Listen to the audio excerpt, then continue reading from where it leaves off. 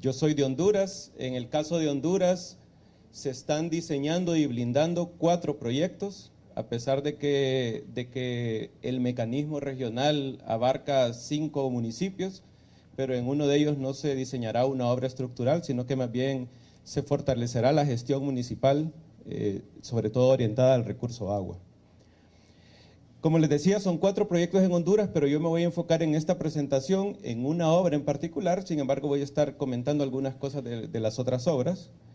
Esta obra se trata de una obra de control de inundación en el municipio de San Lorenzo Valle, que queda muy cerca de El Salvador, y de hecho, como vamos a estar hablando más adelante, creo que Honduras, sobre todo la zona sur de Honduras, comparte muchas características con El Salvador, no solo físicas, incluso culturales y de raza, hasta nuestro acento es bastante parecido, es de los que más se parece en Centroamérica. Yo he estructurado esta presentación basándose en 4 objetivos.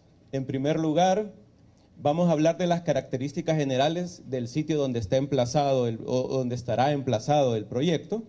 Vamos a hablar de la parte física, vamos a hablar de las amenazas, vamos a hablar de los factores de vulnerabilidad.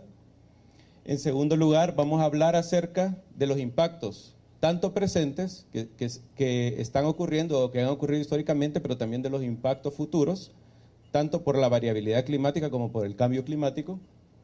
Luego vamos a hablar de la obra en sí, en qué consiste el diseño, cuáles son las características principales de la obra estructural, y luego analizar cómo se está incorporando esta metodología de blindaje climático en este diseño estructural.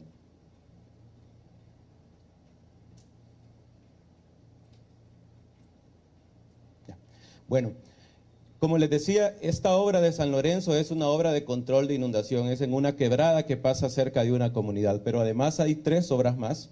Otra es en el municipio de Namasihue, todas estas quedan en la zona sur, como vamos a ver más adelante.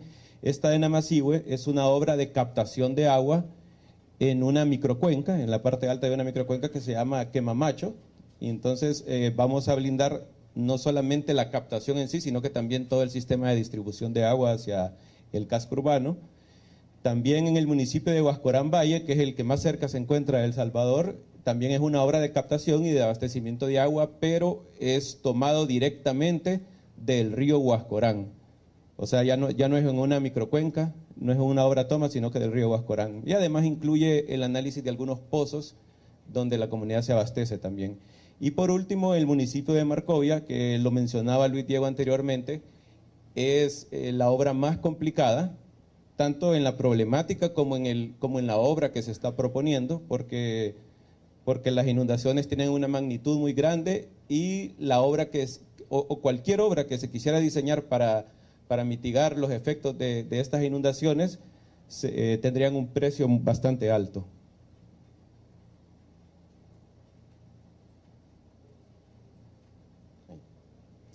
Bueno, ya Adriana y Luis Diego dieron una introducción bastante amplia de todo lo que es el marco conceptual. Solo recalcar diciendo de que los desastres no son naturales, que todo lo que ahorita estamos experimentando y lo que experimentaremos en un futuro en cuanto a riesgo de desastre o a riesgo climático, realmente lo hemos construido nosotros y lo estamos construyendo nosotros en nuestro territorio por las decisiones que tomamos, por nuestros modelos de desarrollo, por la forma como intervenimos el territorio. Entonces el riesgo realmente lo construimos nosotros socialmente, no son naturales, no son un castigo de Dios, sino que son producto de lo que nosotros mismos hemos hecho. Para hablar un poco del contexto geográfico de Honduras, y vamos a ir bajando de nivel, luego voy a hablar del municipio de San Lorenzo y luego de la colonia donde está ubicado el proyecto. En Honduras, voy a empezar de abajo para arriba, comenzar diciendo que es un territorio más o menos angosto, que está bañado por los 2 océanos, el océano Atlántico y el océano Pacífico, donde está bastante expuesto a todo tipo de fenómenos hidrometeorológicos. Aquí nos afectan a lo largo de casi todo el año tormentas tropicales, depresiones tropicales, huracanes, pero también nos afectan otros fenómenos que podrían ser considerados de magnitud menor, pero que incluso causan más daños, como ser los frentes fríos o como ser las tormentas repentinas de las que habló Adriana. También Es un territorio bastante montañoso, la gran mayoría del territorio es montañoso, con pendientes muy altas y lo peor es que la mayoría de la población está ubicada sobre esas pendientes bastante altas. Y si no están ubicadas en esas pendientes altas, están ubicadas en las planicies donde ocurren la mayor cantidad de inundaciones. Entonces tenemos una gran cantidad de población expuesta a todo tipo de amenazas. Y además existen varias fallas, tanto regionales como fallas locales que tienen el potencial de producir sismos de importancia, a pesar de que históricamente en Honduras no se han producido tantos sismos. De hecho, no es un tema que está en la mente de los hondureños, pero más bien eso es hasta más peligroso, que no lo consideren porque el riesgo está ahí presente.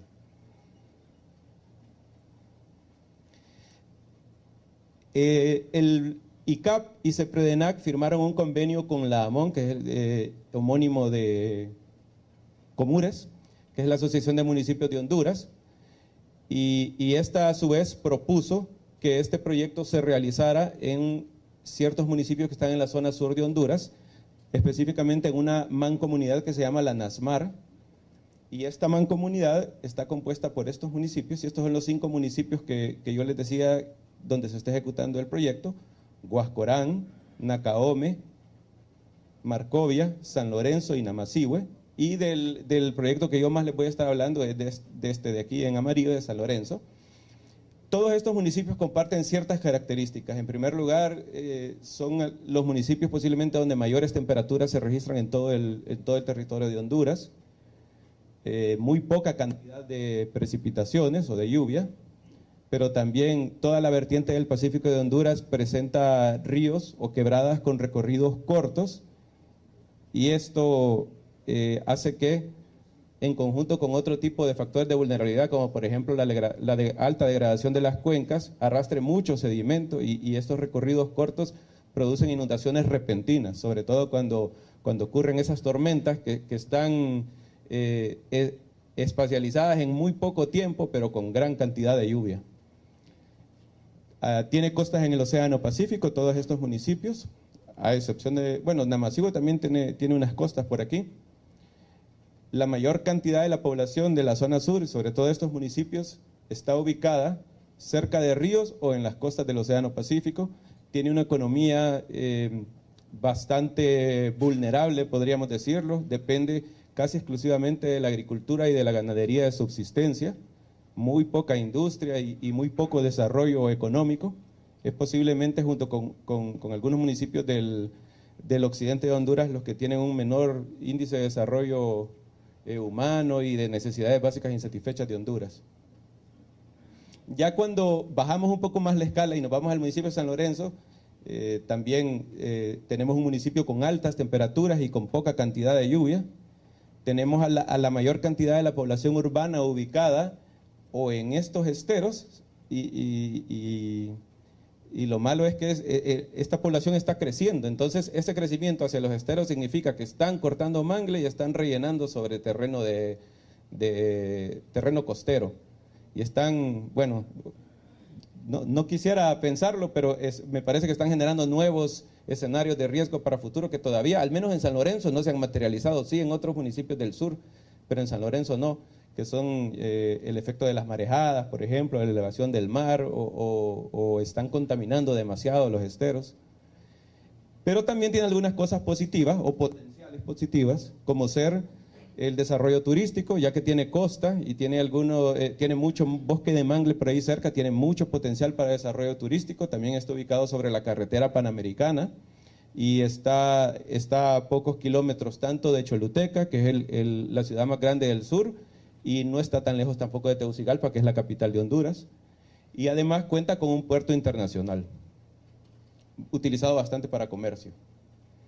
Entonces, en cuanto a la situación de riesgo que presenta el municipio y el sitio donde se ubicará el proyecto, en el municipio de San Lorenzo tenemos inundaciones fluviales, es decir, por el desbordamiento de ríos o desbordamiento de quebradas,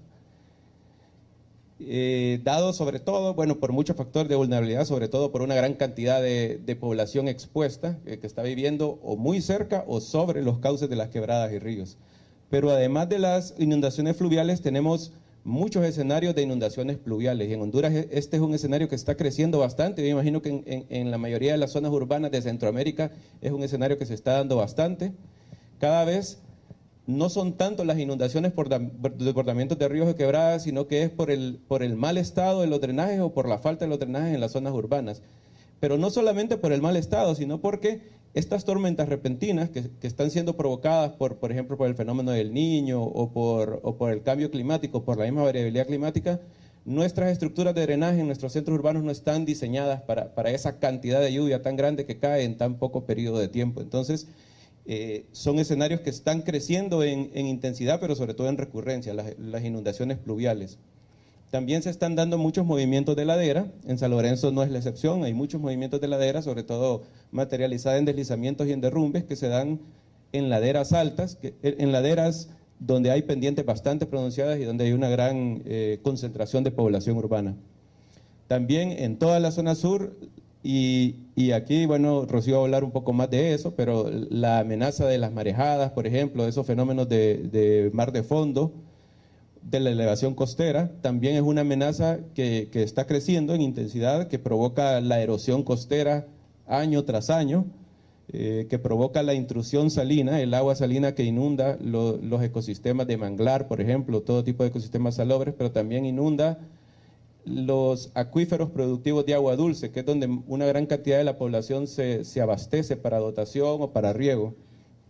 Y también los fenómenos de sequía, que realmente no son sequía per se, sino que en nuestros países es una distribución un poquito más irregular de los periodos de lluvia o una extensión de los periodos de canícula o de veranillo.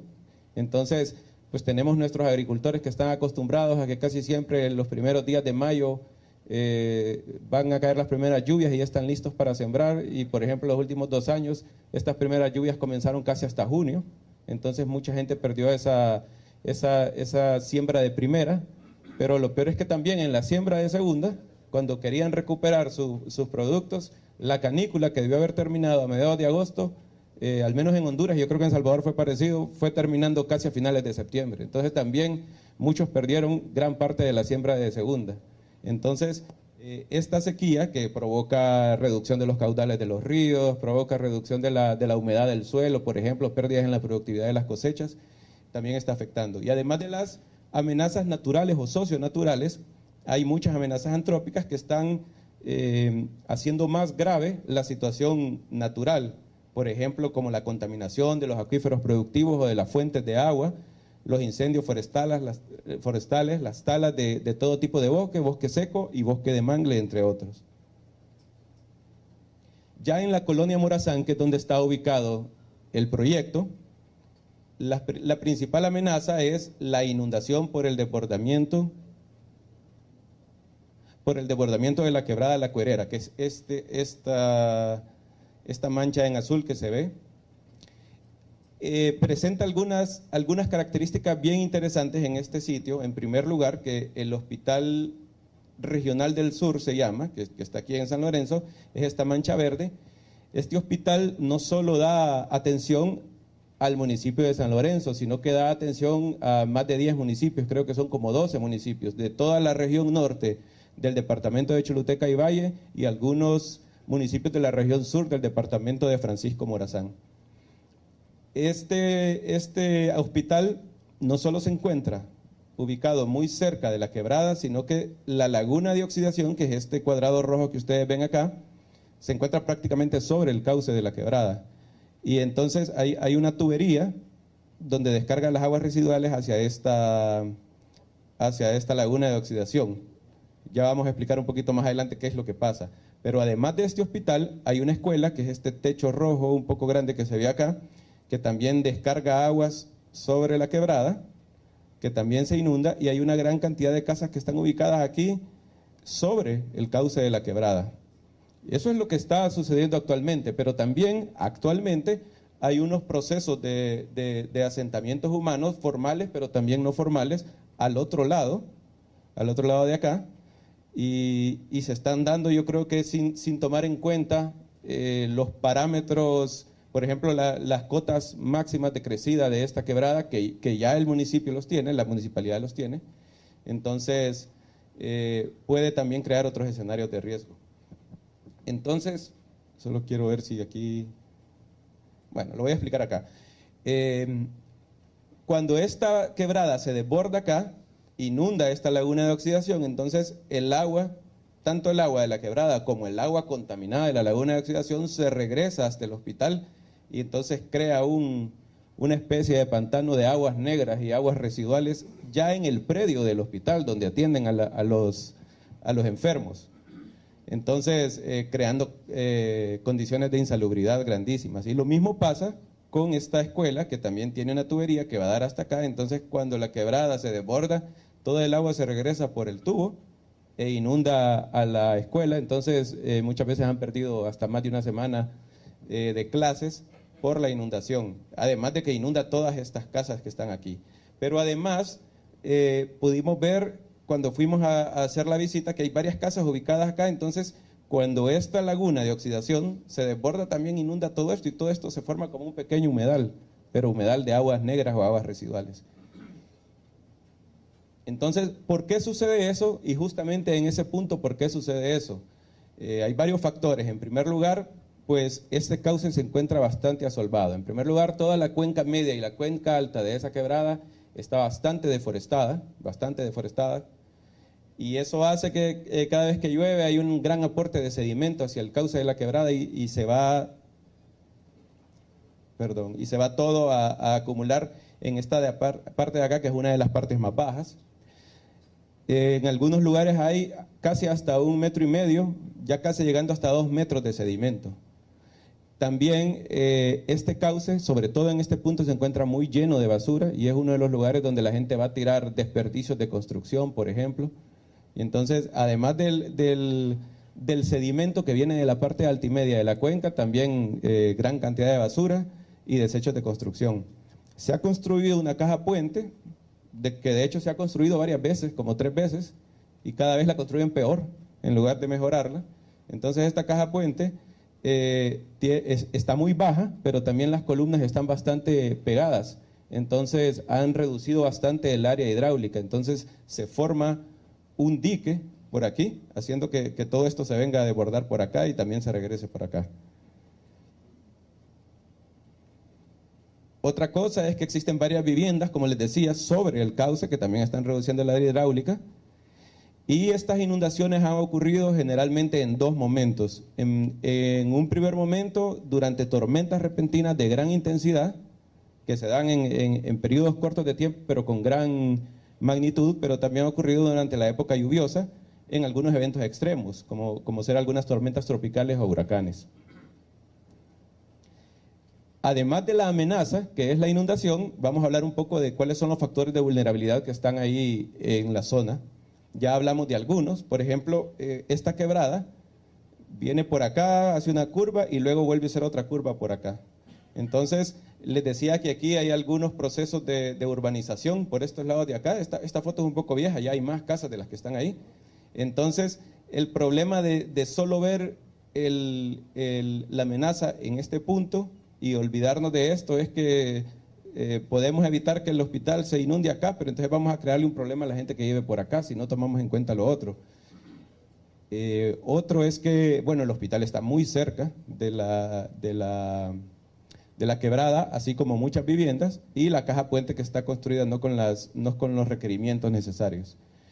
Algunos factores de vulnerabilidad ambiental: una alta contaminación del cauce a lo largo de toda su cuenca, pero también en ese punto en específico, mucha basura, mucho material de construcción, mucho solvamiento, y hay una pérdida de cobertura a todo lo largo de las orillas de la quebrada. En cuanto a algunos aspectos políticos administrativos u organizativos, hay muy poco ordenamiento territorial. Antes Luis Diego estaba mencionando la importancia del ordenamiento territorial en estos lugares. Por ejemplo, el crecimiento urbano descontrolado, que generalmente crece o a lugares donde hay fuentes de agua o a lugares donde hay pendientes muy altas. Entonces, si la municipalidad no ejerce su función como regulador del crecimiento urbano en el territorio, y no solo el crecimiento urbano, sino que hay los otros tipos de usos de suelo, entonces se podrían estar generando nuevos escenarios de riesgo.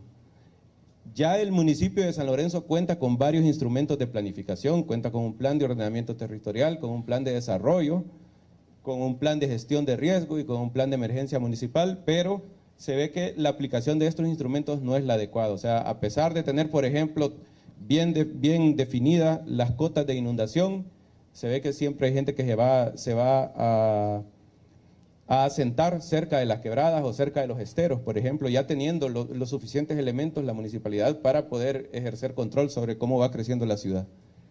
Hay también poca organización comunitaria. Por ejemplo, esto se da aquí y se da en muchos municipios de Honduras, que hay un CODEL, hay un patronato, hay juntas de agua y entre los tres no se entienden. Y en muchos casos hay un CODEL del partido político que está en gobierno y un CODEL es Comité de Emergencia Local, por si no se maneja el mismo término. Entonces hay un CODEL o hay un patronato del Partido Nacional, por ejemplo, que es el que está en el poder, y hay un patronato que quedó del Partido Liberal anteriormente. Entonces, ya a la hora de organizarse comunitariamente para responder a una emergencia, están peleados entre ellos mismos y la población ni sabe a quién hacerle caso, o unos reciben más dinero que otros, unos tienen un sistema de alerta temprana, pero los otros tienen el radio, por ejemplo, entonces no sirve de nada. Y dentro de los factores sociales de vulnerabilidad están que, bueno, la parte cultural que hablaba Adriana, que los vecinos tiran mucha basura, por ejemplo, pero además no se involucran en hacer campañas de limpieza, no se involucran en ningún tipo de actividad y generalmente los vecinos esperan que la alcaldía les arregle todos los problemas. O sea, ellos solo van a poner una denuncia o llaman, por favor vengan a limpiarme la cuneta que tengo enfrente de la casa, o por favor vengan a limpiarme la quebrada que tengo aquí enfrente de la casa. Entonces, a nosotros como seres humanos nos encanta hablar de las autoridades que son corruptos, que no hacen nada, pero nosotros muchas veces somos los que construimos los riesgos y somos los que menos hacemos. A nosotros todos, ¿verdad? No les estoy echando la culpa a ustedes de nada. Bueno, y hablando un poco de la variabilidad climática y del cambio climático, en primer lugar, bueno, esto ya lo explicó Adriana, ya no tengo que hablar mucho de eso, pero el cambio climático ya, viéndolo un poco más localizado en la zona sur de Honduras, tiene estos impactos principales. En primer lugar, la elevación del nivel del mar por el derretimiento de los cascos polares en otras latitudes del mundo. El mar cada vez está elevándose más. Esto causa algunos fenómenos como la erosión costera, como las marejadas que ya les hablaba anteriormente, como la intrusión salina o como esos eventos de mar de fondo. También cada vez son más comunes y más severos los impactos de sequía o las ausencias prolongadas de lluvia, y esto es algo a lo que pues no es si queremos o no queremos, sino que es algo a lo que tenemos que adaptarnos como seres humanos. Por ejemplo, los impactos que puede tener en una comunidad pesquera, los impactos que puede tener en una comunidad que se dedica a la agricultura de subsistencia. Por ejemplo, yo les decía que la mayoría de estos municipios se dedican a la agricultura de subsistencia. Entonces, ¿qué impactos puede tener la gente que se abastece directamente de una quebrada que pasa 8 meses al año seca o 10 meses al año seca, o que no tienen agua para riegos, por ejemplo? Entonces es algo a lo que se tiene que adaptar la población de nuestros países. También cada vez van a ser más los eventos de tormentas repentinas, de estos eventos de gran intensidad en periodos cortos de tiempo, que provocan inundaciones en zonas urbanas, que provocan crecidas súbitas en las quebradas o en los ríos, y que provocan que algunos lugares donde ni sabíamos que había en ríos, lo que le llamamos en Honduras los corredores de invierno, se conviertan en quebradas bastante caudalosas cuando hay una lluvia fuerte. Además de que va a haber una mayor ocurrencia en fenómenos como el fenómeno del Niño. Ahora, y esto es algo que quizás les puede servir a ustedes, aunque posiblemente El Salvador tiene sus propios escenarios climáticos, ¿verdad? Pero yo esto lo recopilé de un documento generado en Honduras, que se ha utilizado como el documento oficial, digamos, para ver los escenarios climáticos en Honduras. ¿Qué dicen esos escenarios climáticos específicamente para la zona sur de Honduras? En primer lugar, por ejemplo, para el 2050, estamos hablando de aquí a 30 años. Se puede esperar una reducción en la precipitación promedio anual de aproximadamente un 14% para esta región sur de Honduras, de aquí al 2050. Pero en los meses entre junio, julio y agosto, eso representan esas letras que están ahí, que es el periodo de la canícula, la precipitación puede bajar incluso hasta un 25%. Y la temperatura puede subir hasta un 2% promedio en el año, pero durante esos meses de junio, julio y agosto puede subir incluso hasta 5 grados centígrados. Es decir, que si ahorita aquí en El Salvador estamos a 32 grados centígrados, podemos esperar que suba posiblemente hasta 36 o 37 grados centígrados.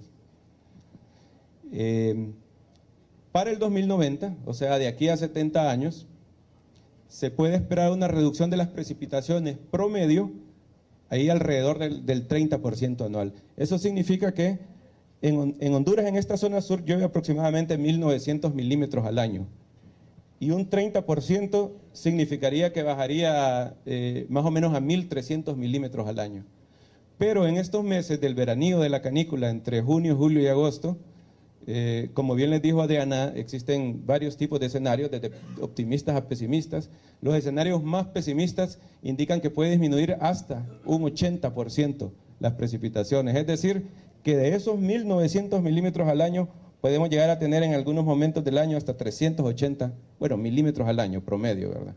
Ahora, piensen ustedes qué significa esto en términos de riego, por ejemplo, para las comunidades que se abastecen de una fuente de agua para riego, o piensen qué significa esto en términos de la dotación de agua comunitaria, de un acueducto. Creo que aquí en Salvador hay un caso de acueducto también, Panamá es un caso de acueducto, en Honduras hay 2 casos. Piensen qué significa eso para la población. La población sigue creciendo y la población sigue demandando servicios. Y ellos, al menos en Honduras, ellos no solo no saben ni les interesa de dónde sale esa agua, sino que ni siquiera están dispuestos a poner dinero o a aportar algo para la construcción o el mejoramiento de los acueductos. Ellos solamente quieren el servicio. Y entonces piensen si se reduce un 80% la cantidad de precipitaciones al año. Entonces, lo que puede significar.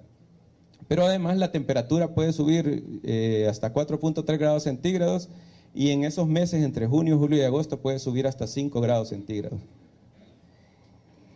Ahora, una reducción promedio de las lluvias no necesariamente quiere decir que ya no van a haber inundaciones, porque el caso que yo estoy tratando y que les estoy explicando más a fondo es por el desbordamiento de una quebrada, porque, como bien decía Adriana, uno de los impactos más importantes del cambio climático es que posiblemente se alcancen los acumulados mensuales de lluvia o los acumulados anuales, pero esos acumulados se van a dar en mucho menos días. Por ejemplo, lo que antes llovía a lo largo de todo un mes, ahora se da en 4 o 5 lluvias. Y esas 4 o 5 lluvias generalmente son bastante fuertes y provocarían inundaciones, sobre todo en los ríos con recorridos cortos. Pero también cuando uno ve esa elevación de la temperatura, uno piensa que en qué me puede afectar a mí 4 grados o 2 grados, en qué me puede afectar a mí. Y tiene muchas implicaciones. Por ejemplo, va a haber una mayor evaporación en las fuentes de agua y esa mayor evaporación a su vez significa la mayor probabilidad de las formaciones de las nubes estas que forman tormentas repentinas. Va a haber un mayor estrés hídrico, tanto en la cobertura forestal como en nuestros cultivos, y eso es reducción de la humedad del suelo. Va a haber un mayor consumo de combustible, por ejemplo, por el uso de aires acondicionados. Yo hacía la pregunta allá en el sur, cuando fui, que cuánto gastan ellos de energía al mes. Por ejemplo, en Tegucigalpa gastamos aproximadamente 17 a 18 dólares mensuales, una casa, digamos, de clase media, por electricidad. Pero en el sur, una casa de las mismas características estará gastando cerca de 155 dólares mensuales, es casi 10 veces lo que gasta en Tegucigalpa, y eso se debe casi exclusivamente, ese aumento, al uso del aire acondicionado. Ahora, ¿cuánto más gastan, por ejemplo, los carros en combustible por el uso también del aire acondicionado? Y eso es otro de los impactos por la elevación de la temperatura. También significa una mayor demanda de agua para todo tipo de usos. Entonces, imagínense lo que, por ejemplo, en Honduras no es lo mismo lo que cuesta el agua que llega entubada por un sistema, el sistema oficial, digamos, del municipio, a la gente que vive en una ladera alta, que no le llega el agua entubada, que tiene que comprar el agua en camiones cisternas. El costo de esa agua es casi 6 o 7 veces lo que pagamos las personas, incluso que tenemos un poquito más de recursos. Estas personas tienen mucho menos recursos económicos y pagan 6 o 7 veces lo que paga el resto de la gente. Ahí. Es importante recalcar de que no solo, con este proyecto de blindaje climático, no solo le estamos apuntando a reducir las condiciones de riesgo actuales. Por ejemplo, en el caso de la quebrada de la Cuerera, no solamente estamos reduciendo lo que ha pasado ahorita o lo que ha pasado anteriormente, sino que también estamos haciendo un poco de prospectiva o la gestión prospectiva del riesgo, que es evitar que se generen nuevos escenarios de riesgo o nuevas condiciones de riesgo en un futuro. Entonces, en parte esto es lo que busca este mecanismo de blindaje climático. Ahora, ¿en qué consiste esta obra que estamos proponiendo en Honduras de diseño de control de inundación? En primer lugar, bueno, tiene tres componentes principales. En primer lugar, está el dragado del cauce, y es un dragado que no solo es una vez en su vida útil, sino que estamos proponiendo que sea por lo menos una vez cada año, o una vez al semestre, como dijo Luis Diego, porque de por sí la cuenca media y alta está bastante deforestada, entonces el arrastre de sedimentos se va a seguir dando a lo largo de todo el tiempo, entonces es necesario estar dándole mantenimiento al cauce, dragando y canalizando y excavando todo el sedimento que se acumula ahí. También estamos proponiendo la construcción de muros, son como bordas de gaviones a ambos lados de la quebrada, y no solo basándonos aquí, sino que yéndonos 200 metros aguas arriba y 200 metros aguas abajo, para proteger no solo este punto, sino que también evitar que lo que encaucemos aquí se vaya a desbordar más abajo o se cree como un dique y se regrese aguas arriba. Entonces, la construcción de muros en forma de bordas, y además esta caja puente que yo les decía que no está diseñada ni construida con las características necesarias, entonces nosotros también estamos proponiendo su reconstrucción, cambiándola ya por un puente que tenga una altura mayor y las columnas más separadas. Este dragado que proponíamos consiste en excavar material, como les decía, 200 metros aguas abajo y 200 metros aguas arriba, con un ancho promedio. Trataremos de dejar la quebrada con un ancho de 20 metros, y excavar con una profundidad de 1 metro promedio, ¿verdad? En algunos lados va a ser más, en otros lados de repente es menos. Los muros que les decía son de gaviones, que tendrán una longitud de 400 metros, tienen 3 metros de alto y una cimentación de 2 metros por 2 metros. Y esta reconstrucción de la caja puente, como les decía, la idea es hacerla más alta, separar un poco más las columnas para poder ampliar el área hidráulica. Y esto, la idea es que se involucre también la comunidad en esto, o la alcaldía para la construcción de esta caja puente. Pero además, como bien decía Luis Diego, para nosotros es bien importante recalcar en el informe que se va a entregar al final, que lo más importante no es la obra estructural en sí, que lo más importante son las obras complementarias o las no estructurales, lo que tiene que ver con organización comunitaria, con la gestión de la municipalidad, con el ordenamiento territorial, porque de nada sirve que se les construya un muro a ambos lados de la quebrada, de nada sirve que se le vuelva a construir la caja puente, si vamos a seguir permitiendo que crezca desordenadamente la población, si vamos a seguir permitiendo que aparezcan nuevas casas sobre el cauce de los ríos, si vamos a seguir permitiendo que sigan deforestando los manglares y rellenando el mar, entonces de nada serviría. Por eso nosotros también proponemos algunas actividades complementarias, por ejemplo el mantenimiento del cauce y el mantenimiento también de la obra, o sea, no solo estar dragando, al menos una vez al año, sino que también tratar de controlar acciones que puedan dañar la vida útil de la obra o la función que cumple, porque por ejemplo en la zona norte de Honduras existen muchas obras parecidas a esta que estamos proponiendo, que son bordos sobre los dos ríos más importantes de Honduras, que son el Ulúa y el Chamelecón, pero la gente no se ha apropiado de esa obra, entonces lo que hace es que se va a vivir sobre las bordas, o agarra material para construir sus propias obras, o mete tubería para sacar agua para riego en sus propios terrenos, o siembra maíz, o siembra frijoles, o palma africana, que allá está creciendo mucho el cultivo de palma africana. Entonces, una gran cantidad de esas obras que costaron millones y millones de dólares están bastante destruidas y las inundaciones siguen ocurriendo.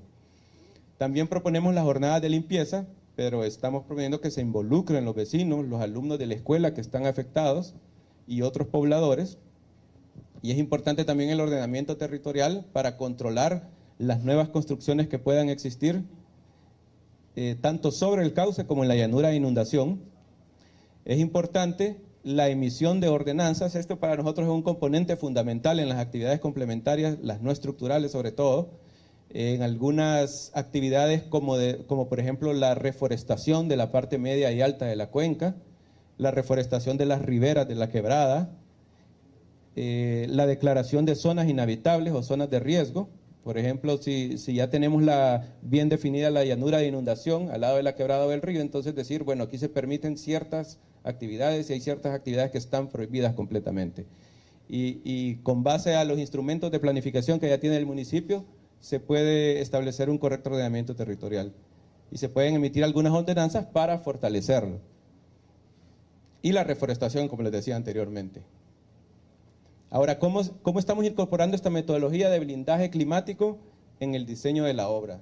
Hay dos elementos fundamentales. En primer lugar, en la parte estructural en sí, afectan los criterios de diseño, con los que, por ejemplo, no es lo mismo diseñar un puente con los criterios que se tenían antes de hablar de cambio climático, variabilidad climática, que considerando unas crecidas máximas producto de los escenarios climáticos que les presentamos anteriormente. Entonces, los diseños van a cambiar los periodos de retorno de las crecidas, van a cambiar las cotas máximas para el diseño de los muros, por ejemplo, y van a cambiar en la determinación de las dimensiones de esa llanura de inundación. Pero también en las actividades complementarias se incorpora y se está incorporando el blindaje climático. Entonces, basándonos en esos escenarios que les presenté anteriormente, y toda la información que se tiene, se pueden plantear algunas medidas no estructurales, como las que les mencioné anteriormente. Este diseño estructural tiene 4 componentes principales. En primer lugar, el prediseño, que ya lo hizo un consultor previo a mí. Este prediseño constaba de una idea de proyectos, tenía planos preliminares y ya se realizó también el estudio de riesgo en el sitio de emplazamiento. Además, son necesarios algunos estudios complementarios al diseño estructural en sí, como por ejemplo un estudio geológico, conocer las características del suelo, un estudio hidrológico para determinar cómo se comporta la quebrada ante diferentes escenarios, ante diferentes periodos de retorno, cómo puede cambiar el comportamiento del agua, además del levantamiento topográfico y los planos que se generen a partir de él. Y a partir de estas 3 anteriores, se hace el diseño final estructural considerando todos los criterios de blindaje climático que hemos estado hablando. Y este informe final va a contener, además del diseño estructural, del que yo les he hablado más, va a contener un análisis de riesgo actual y un análisis de riesgo futuro en el sitio de emplazamiento, va a contener una propuesta de análisis de políticas públicas y el marco institucional del municipio. Esto les hablaba un poco más a detalle Luis Diego. Por ejemplo, se realizó un análisis de las capacidades de gestión de la municipalidad, de la parte financiera, de cuáles son las instituciones que pueden implementar y apoyar la ejecución de este blindaje climático. Se tiene un componente de apoyo a la gobernabilidad y al diálogo social, y también un plan de asistencia técnica y de capacitación de actores claves, que dentro de esto está incluido este taller que estamos dando hoy, pero también lo que le va a hablar más adelante Adriana, que es el módulo virtual que ha diseñado ICAP y CEPREDENAC para los actores claves de los municipios involucrados. Bueno, con esto me despido.